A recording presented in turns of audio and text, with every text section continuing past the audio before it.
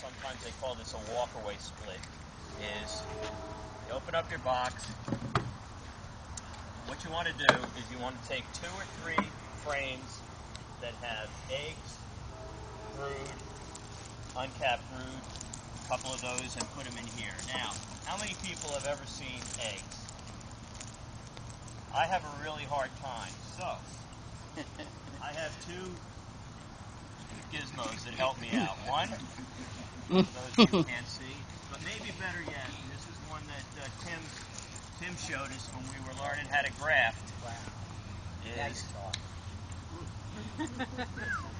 Get some antennae and some radio. And I'll tell you what, it's 2 or 3 times, and it makes a huge difference. So, about 20 bucks online.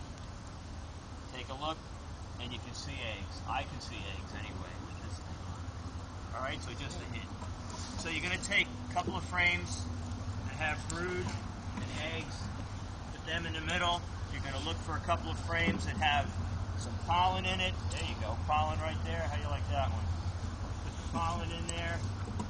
And then you're going to look for a couple of frames that have honey. That one's heavy. And you're going to put those in.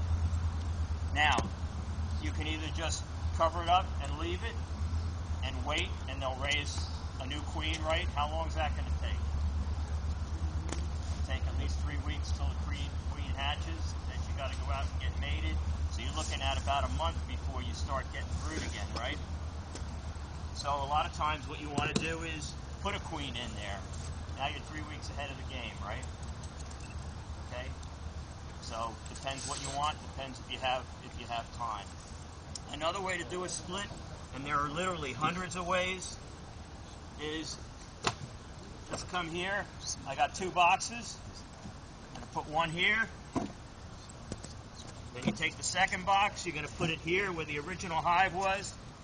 You're going to cover them up and you're going to walk away. Why? Because one of them's got the queen in them, one of them doesn't have the queen in it. The one that doesn't is going to raise a queen. The other one is already queen right. Right?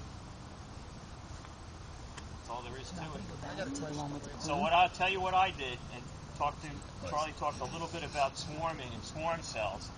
So we had one hive up at Deer Path, and at the end of the winter, it was really light. I went up there, nobody had fed it, and there was nothing in it. So I just put some candy in the top, and that got it through the end of the winter.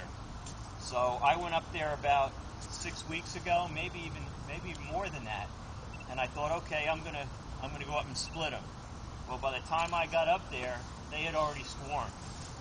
They were gone. Mm-hmm. I opened up the boxes, half the bees are gone, half the bees are there, and there were 5 or 6 frames that had queen cells at the bottom.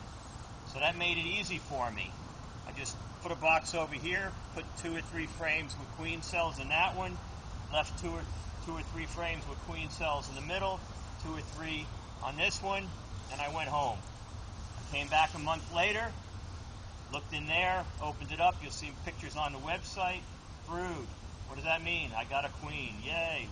Open up the next one, took a look. Eggs, capped brood, larva, got a queen.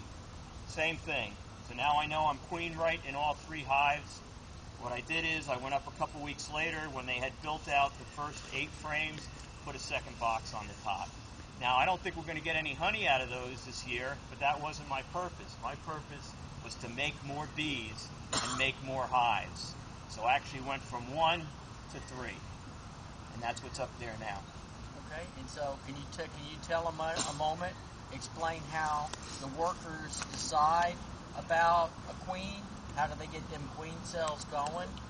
And the different kinds of queen cells that appear in a hive. What's the difference between a swarm cell and what they call a superseding cell?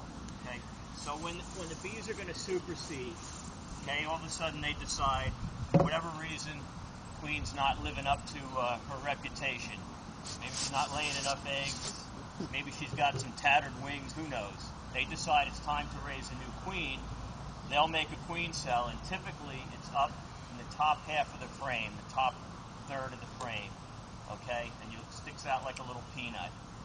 When you have swarm cells, those queen cells are all going to be at the bottom of the frame down here.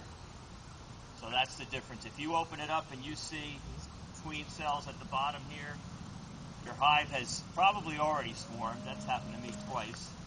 But if not, it's getting ready to swarm. So, again, to me, those are free queens, right? So when I open it up and I see swarm cells, my eyes light up. I go, free queens. I'm going to make some more queens out of those, right? Yeah, exactly. That's what my friend does. He comes over and borrows mine. Yep. So again, now think about it. A supersedure cell, that's going to give you a good queen because they decided early on that one is going to be our queen. So she's been fed royal jelly the whole time. Okay? Now, all the bees get royal jelly for the first couple of days, but on day 3 they cut them off. Those become the workers. So now, if you take a frame that's got eggs on it and maybe little larvae on it, they can raise a queen from it, but a lot of times, or sometimes, those queens may not be as good as the queens from a supersedure cell because they may have had a small interruption in that time that they were fed royal jelly. Is that correct, Stan? And so what happens is, you know, they've got one and they pick it after 2 days. They say, uh-oh, we need to make a queen. They start feeding it royal jelly again, and it becomes a queen, but a lot of times it's not as good a queen as if they had made one for supersedure. That's right. Right? Absolutely. So that's the way to do it, is let them do it themselves.